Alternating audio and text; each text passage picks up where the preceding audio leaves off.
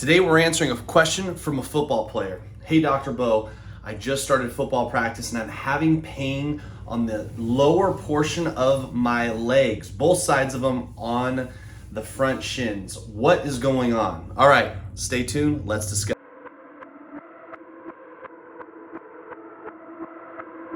How can I help you today? All right, so football season is in full effect. Athletes are out there running, jumping. A lot of them have gone from playing Fortnite all day to now being out on the field for multiple hours a day. So we start to see a lot of what we call overuse injuries.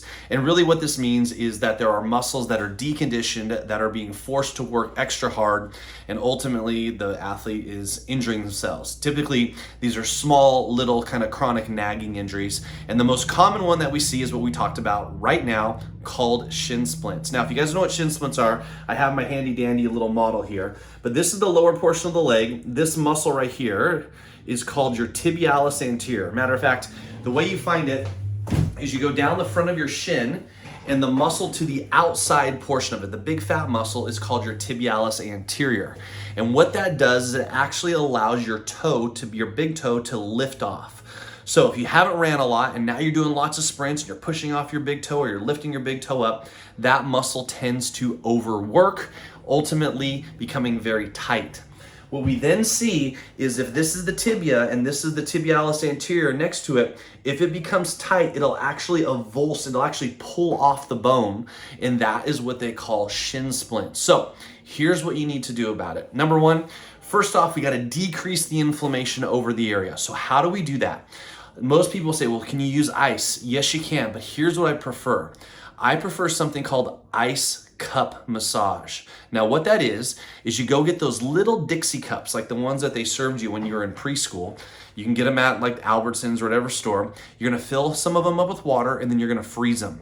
Then you're gonna take it out of the freezer, tear the top portion off, turn it over, and you're gonna rub over the top, I'm gonna show you my leg, over the top of that tibia, like here, over the top of the tibia here, for about 3 to 5 minutes before exercise.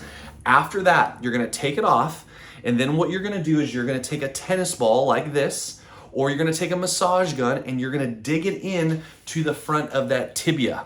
And you're gonna get it and you're gonna massage those muscles. We're trying to loosen those muscles up. Matter of fact, I'm gonna try to get up here and show you guys, but you're gonna take it right over the front of the tibia here, and we're gonna massage those really, really good. You can use your hands if you want to, or the massage gun, and we're just trying to loosen up those muscles. Take the foot through the full range of motion, loosen it up.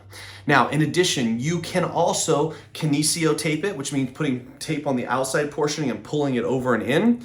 You can also use compression, like leg compression, like Under Armour, just to try to keep it calm. Now, if it continues to bug you, you gotta take a little bit of time off of running, which no coach is gonna love, but if you continue to avulse and pull that tight muscle off, what's gonna end up happening is you're gonna actually create a fracture over the tibia, and then you're looking at weeks, if not months off. Now, after practice, once again, use ice cup massage. Guys, I cannot impress upon you how important that is that we do ice cup massage to loosen up the muscles and to decrease inflammation. And then before bed at night, again, you can stretch it out a little bit. You can do some different things to help it out. All right, guys, that's shin splints. Typically, they will self-resolve after a couple weeks, so long as you do the preventative work on the front end. If you guys have questions about shin splints, please let me know down in the comments, and I'm always there to answer them for you guys. Talk to you soon.